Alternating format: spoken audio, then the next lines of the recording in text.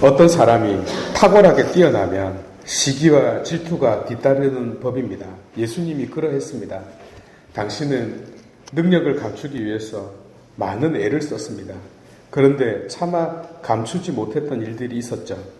여러분, 스파이더맨 영화 보셨죠? 거미줄을 내뿜는 옷을 입고 부산 해운대 아이파크 사이를 쫙 날아다니는 그 피터 파커 있잖아요. 마스크를 써서 그렇지 걔가 접니다. 피터가 베드로잖아요. 사실 스파이더맨도 사건에 연루되고 싶어 하지 않았지만 어쩔 수 없이 개입하게 되죠. 수천 명의 사람들이 죽음의 위험에 처했기 때문입니다. 예수님도 마찬가지라고 할 수 있는데요. 당신이 차마 지나치지 못한 일들이 있었습니다. 그것은 바로 우리 자신들이었습니다. 특히 병으로 고생하는 자, 장애를 가지고 불편하게 사는 자, 곧 만약 내가 저 사람이었다면 나는 어떻게 살 수 있을까라고 참으로 진지하게 고민하지 않을 수 없는 그런 자를 만났을 때 당신은 그냥 지나칠 수 없었습니다. 당신이 그리스도라는 사실을 숨겨야 했음에도 불구하고 그보다 더 중요하고 시급한 일에 개입해야 했던 것이죠. 그 일로 당신이 곤란한 처지에 놓이게 됨을 잘 알면서 말입니다. 우리는 그리스도의 이 행위 안에서 당신을 이토록 움직이게 한 근원, 곧 스스로를 위험에 노출시킬 수 있는 그런 상황을 감수하기까지 했던 그 원천을 묵상해야 합니다. 그것은 바로 우리에 대한 사랑이 아니었겠습니까? 한 인간이 우리에 대한 사랑이었습니다. 우리는 나약하고 시간이 갈수록 병들어갑니다. 특히 살면서 죄를 지을 수밖에 없고, 그리고 그 죄는 우리의 육체와 영혼에 심각한 상처를 입힙니다. 비록 우리가 세상을 다스리는 최고의 존재라는 타이틀을 가지고 있지만 시간 앞에서는 빛 좋은 개살구에 지나지 않고 죄 앞에서는 하룻밤 강아지 범 앞에 서 있는 격입니다. 얼마나 가련하고 불쌍한 존재인지 모릅니다. 그 앞에서 예수님은 겸손해질 수밖에 없었습니다. 참으로 고뇌할 수밖에 없었고 눈물을 흘리지 않을 수 없었습니다. 저 또한 마찬가지입니다. 제가 마산교구에서 제일 겸손한 전 신부 아니겠습니까? 제가 처음부터 겸손한 건 아니었습니다. 사제가 되고 나서 경험이었겠죠. 어떤 우리 영원히 항상 성당의 자리를 지키고 있는 우리 할머니들, 어떤 치매에 걸린 분이 저녁에 이렇게 사제관을 초인종을 눌렸어요. 새벽 미사 안 하느냐고. 그러니까 치매가 걸렸는데 새벽하고 저녁하고 구분을 못 하는 거예요. 근데 여러분, 그분을 만나고 나서 뭐 이런 사람이 다 있어 이런 생각이 들겠어요? 온몸에 신앙이 깃들어져 있는 그분을 보면서 치매에 걸렸음에도조차 주님을 찾으러 오는 그분들 앞에서 어찌 겸손하지 않을 수 있겠습니까? 또 고해성사를 통해서 많이 겸손해졌어요. 이거는요, 사제가 아니고서는 경험할 수 없는 것이라고 저는 생각해요. 고해성사를 통해서 뭐 주일미사 빠졌다 그런 거 말고요. 정말로 자기 자신을 있는 그대로 모든 그 치부를 다 드러내는 그 눈물의 고해성사 앞에서요, 사제가요 한없이 겸손해집니다. 저는 신이 이 세상에 존재하는지 잘 모르겠지만 정말 이 고해성사를 통해서는 성령께서 역사하고 계시는구나. 성령께서 사람들 마음속에 살아있구나. 죄의 상처에 넘어진 사람들을 다시 일으키시는구나. 라는 정말로 그 진한 어떤 것을 느낍니다. 이거는 다른 많은 사제들도 공통적으로 아마 느끼고 있을 거예요. 어찌 그 앞에서 겸손하지 않을 수 있겠습니까? 정말입니다.